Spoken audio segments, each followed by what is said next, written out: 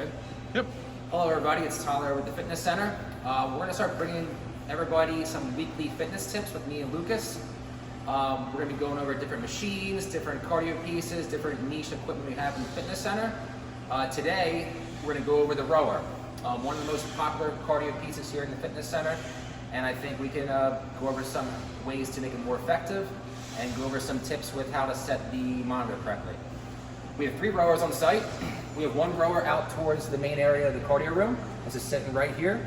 And then we have 2 in the CrossFit room, which we're gonna head to next.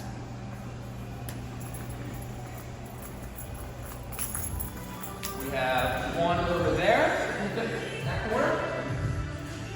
And then 1 right here. They are stored vertically, just to save space. To pull it down, it's very simple. We're gonna pull it down and pull it right down to this position. If you need any help, always feel free to ask a staff member, we'll help you out.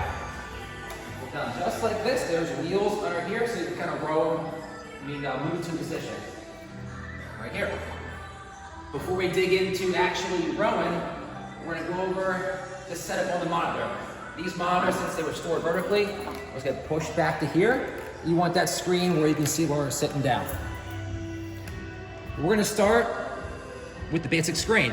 You're gonna see just row, select workout, games, memory, more options. The most easiest and typical, hit just row.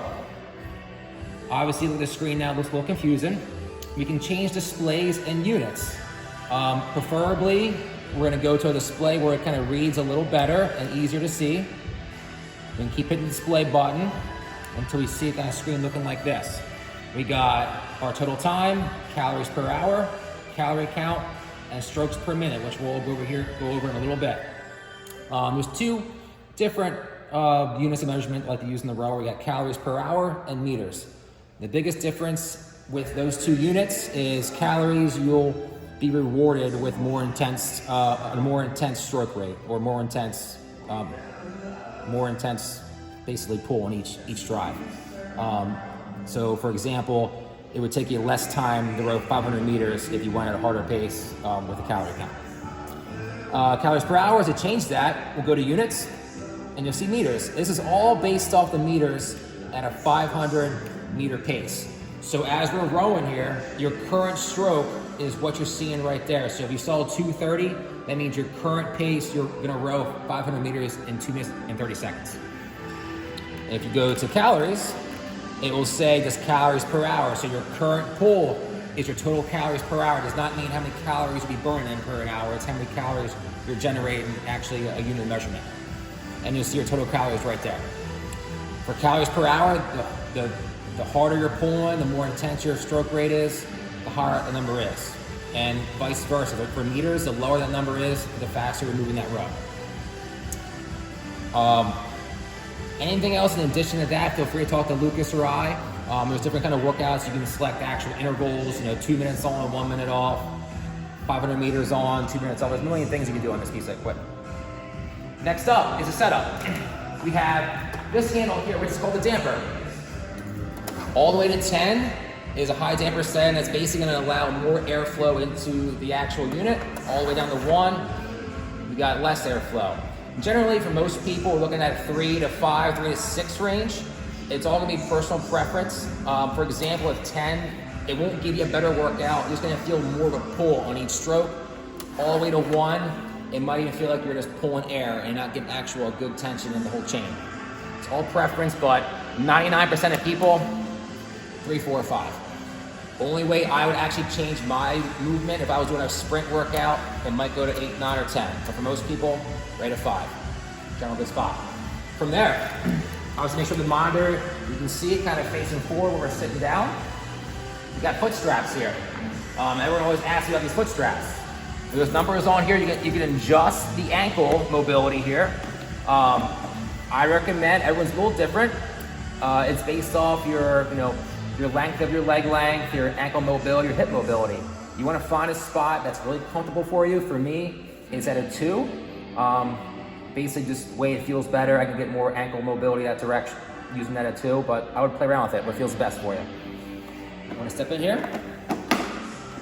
These straps are going to pull tight. Now, if you're doing a workout where you're going to go off and on the rower constantly, I like to call this the the Goldilocks, not too tight, not too loose, that we can kind of get out pretty easily. But if you're gonna be in here rolling fast, you want a good secure strap, you're gonna pull this tight.